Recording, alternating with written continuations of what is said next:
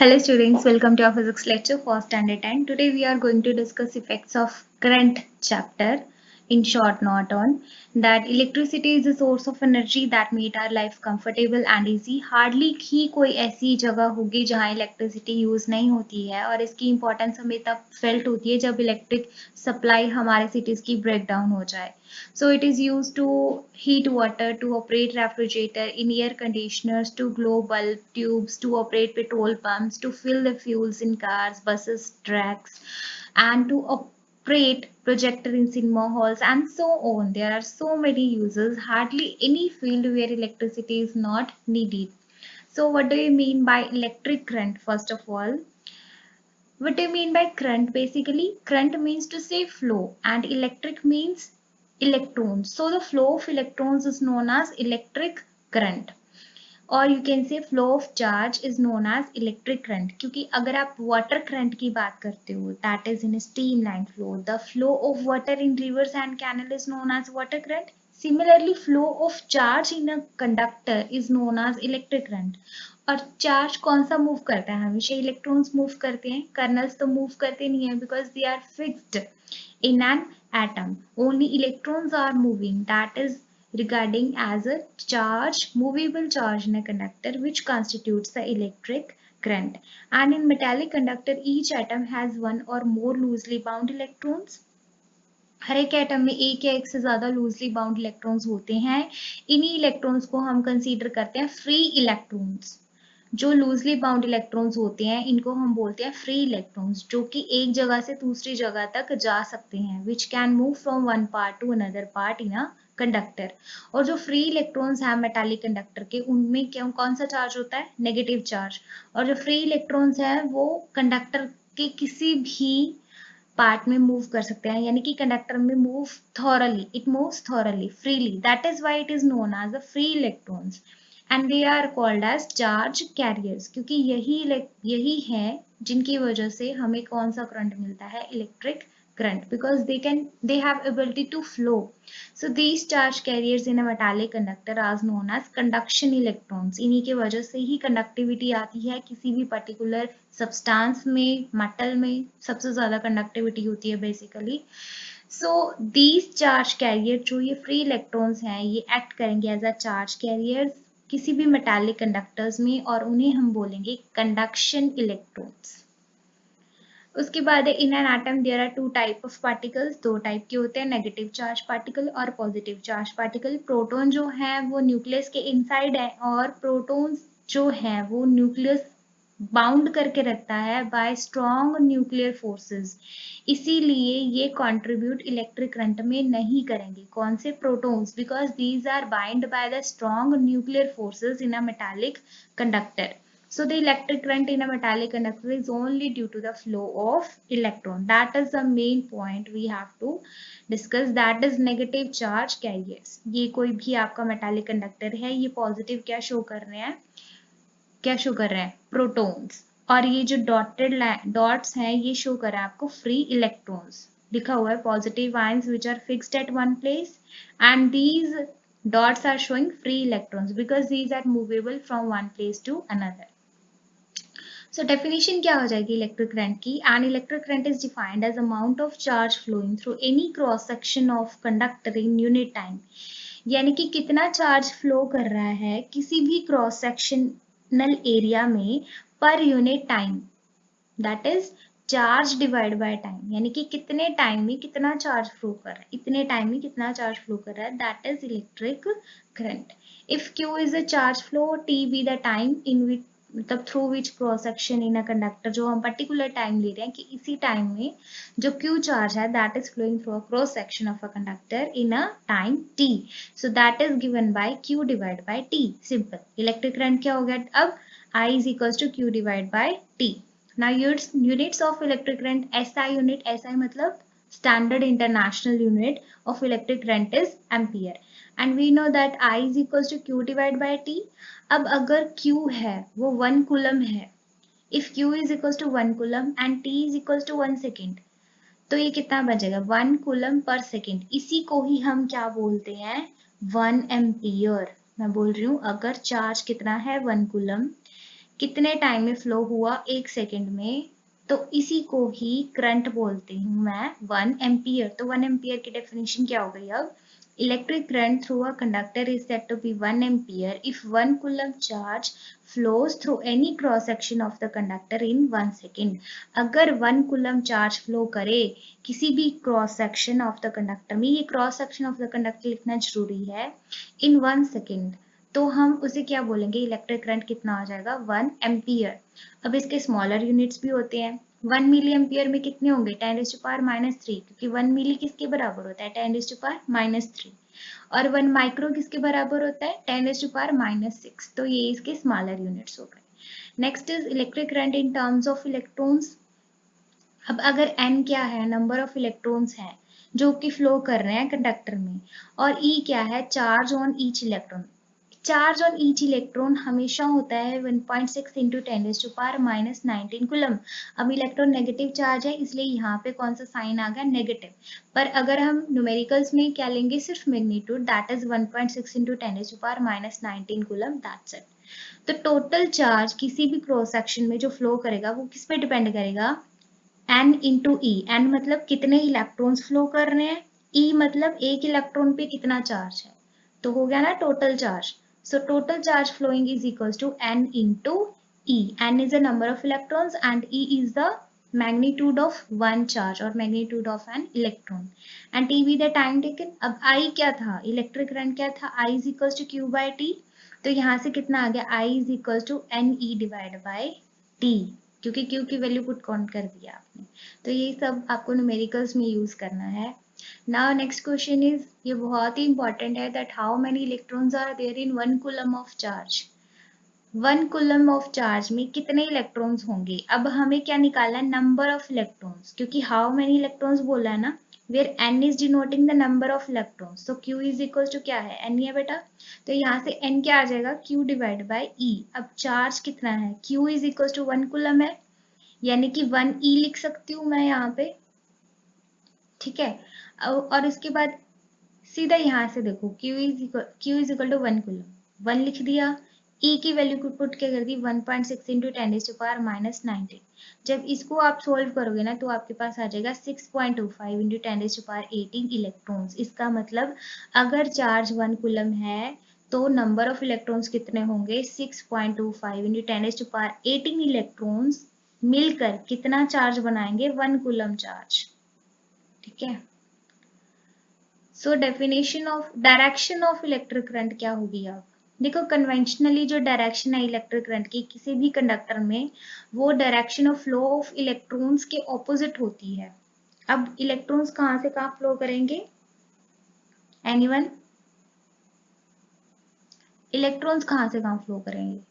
चलिए ये आपके लिए होमवर्क है, ठीक है, ये पता करना कि इलेक्ट्रॉन्स कहाँ से कहाँ तक फ्लो करेंगे। तो हम नेक्स्ट लेक्चर में इसको डिस्कस करेंगे, what do you mean by electric current and what do you mean by conventional current, ठीक है। Next is electric current is scalar और vector quantity.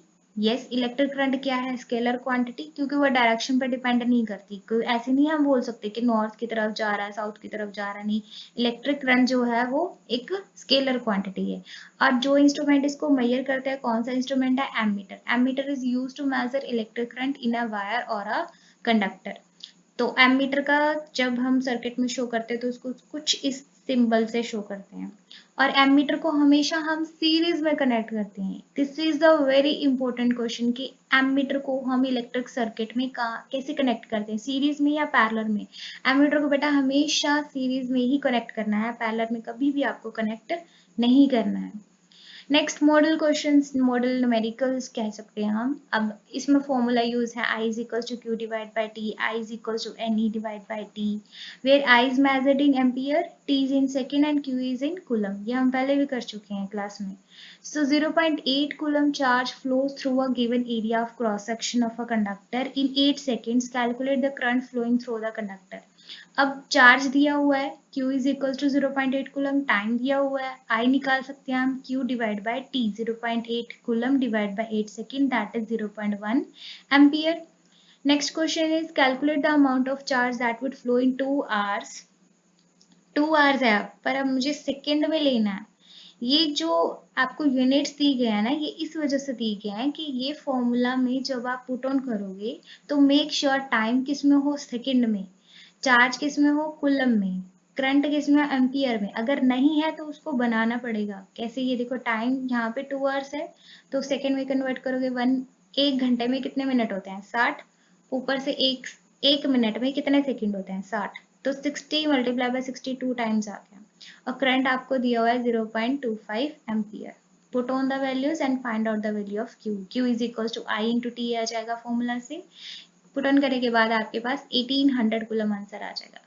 Next is 6.25 into 10 raised to power 18 electrons flow from one end to another end of the conductor in 5 seconds. Find the current flowing through the conductor.